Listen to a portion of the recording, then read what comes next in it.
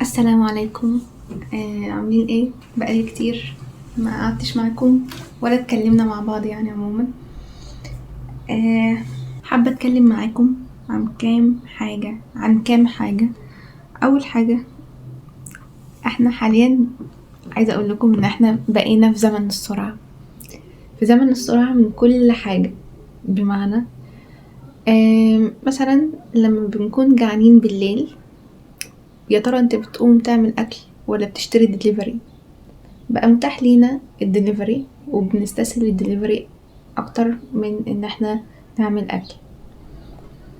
زمن السرعة اللي احنا فيه هي حاجة كويسة، بس احنا اللي استخدمناها مش صح. يعني انا دلوقتي اراهنك انك انت هتعمل الفيديو بتاعي على 2، يعني على سرعة 2، مش هتعمله وتسمعه كده، لانه يا ابني كما تدين تدان. انا بعمل كده، يعني انا طالعة اتكلم في الفيديو بسببي، وانا طالما بعمل كده يبقى اكيد مش انا لوحدي. لان هتقولي مش لازم، هقولك لان انا اتكلمت مع الموضوع ده مع واحدة صاحبتي يعني، فهي كان عندها فترة كده، فهي حصل لها نفس اللي حصل لي دلوقتي، اللي انا طالعة احكيه واشوف كام واحد موجود فيه نفس الحوار ده. مين فينا بيبقى قاعد بتسمع فيديو عادي طبيعي، وبعدين بدل ما يسمعوا الفيديو طبيعي لا بيعمل السرعة 2 و3؟ ده اذا كان في دلوقتي في 3 وفي 4 كمان، بقى متاح كل حاجة، لدرجة ان احنا بقينا عايزين نسمع بسرعة، عايزين نتكلم بسرعة، عايزين نخلص بسرعة.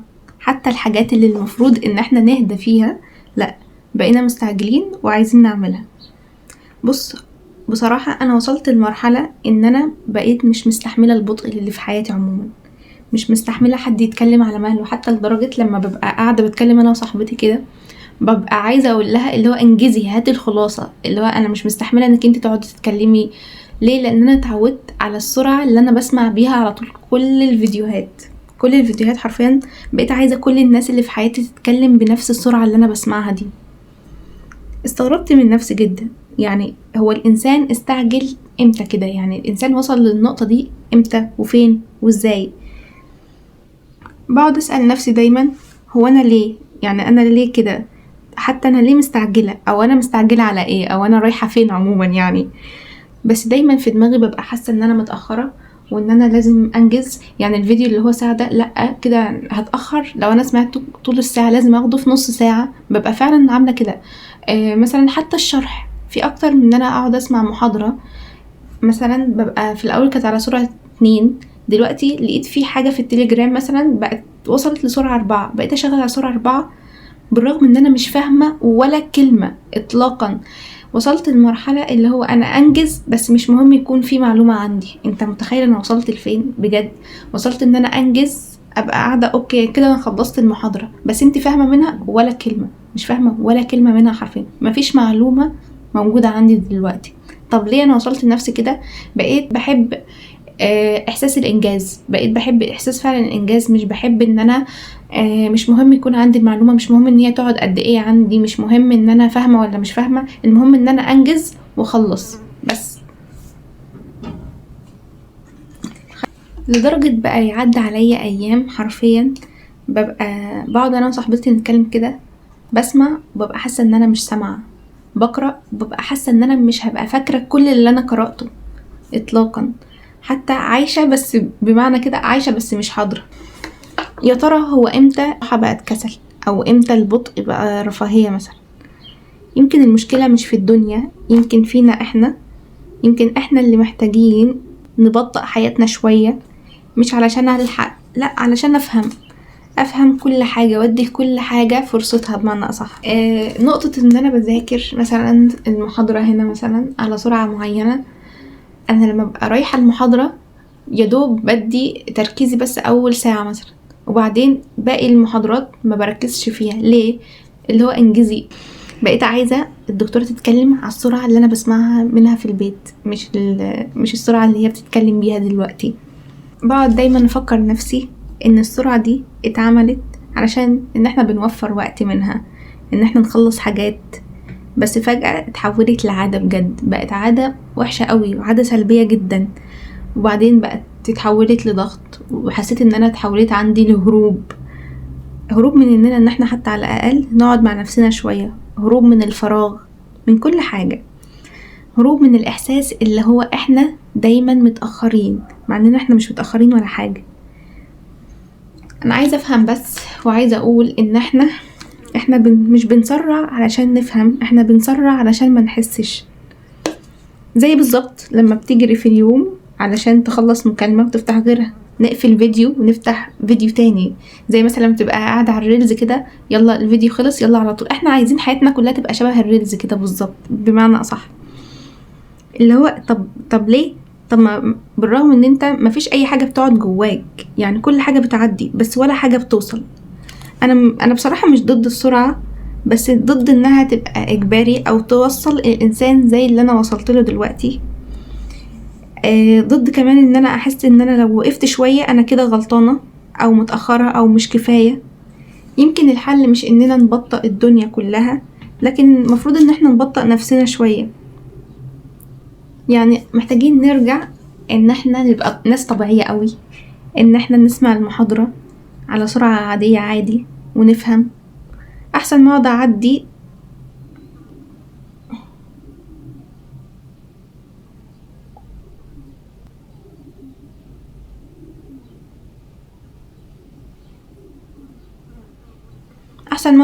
يعني عموما يمكن القيمة بتكون مش في الكمية، ولكن هي القيمة اللي هي بتفضل جواك. حاليا انا في فترة التعافي من السرعة بجد، يعني لما الاقي حاجة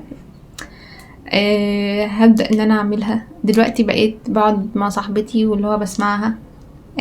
في الاول كنت ببقى عايزة اقولها اللي هو انجزي، حاليا لا، بسمع وانا عادي مستمعة قوي، حتى لو في حاجات طارت مني كده في النص او سرحت بقعد اقول لها عيدي تاني، اللي هو لا انا هسمعك، مش فكرة ان انا هعدي واقعد اقولك وبس. فكرة كمان ان انا خدت قرار لحظة حاليا. هو انا امتى عرفت نفسي ان انا بقيت في زمن سرعة، او بقيت عندي السرعة ادمان، او بقت عندي حاجة مش كويسة؟ لما بدأت اقرأ دي ملهاش علاقة عموما بالسرعة، بس انت واخد بالك هنا، واخد بالك من دول. انا قعدت فترة انا من الناس اللي بتحب القراءة قوي قوي قوي قوي. المهم ان انا كنت بستمتع قوي، وكنت حاطة لنفسي حاجة، يعني مثلا بعد ما اذاكر والله المكافأة بتاعتي مثلا ان انا هقرأ مثلا 50 صفحة.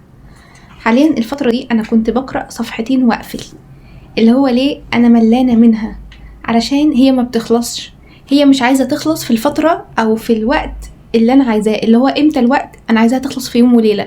انت متخيل انا عايزة ايه؟ فحسيت نفسي لا، انت افورتي قوي، وانت محتاجة تراجعي نفسك عموما، ومحتاجة ان الحياة مش هتكون كده عموما، وهتتعبي وكل حاجة. المهم ان انا خدت وقفة مع نفسي شوية، وقلت ان الانسان لازم يتغير. رغم ان انا لما لقيت ان الكتب ما بتجيبش نتيجة، وانها ما بتخلصش بسرعة، قعدت شهرين بالظبط ما بقرأش خالص خالص. وكنت طالعة بحجة ان هو فترة امتحانات يعني وكده، فكده الانسان مش هيقرأ. بالرغم عادي انا كنت بقرأ في فترة الامتحانات، مكانش في حاجة بتأثر يعني.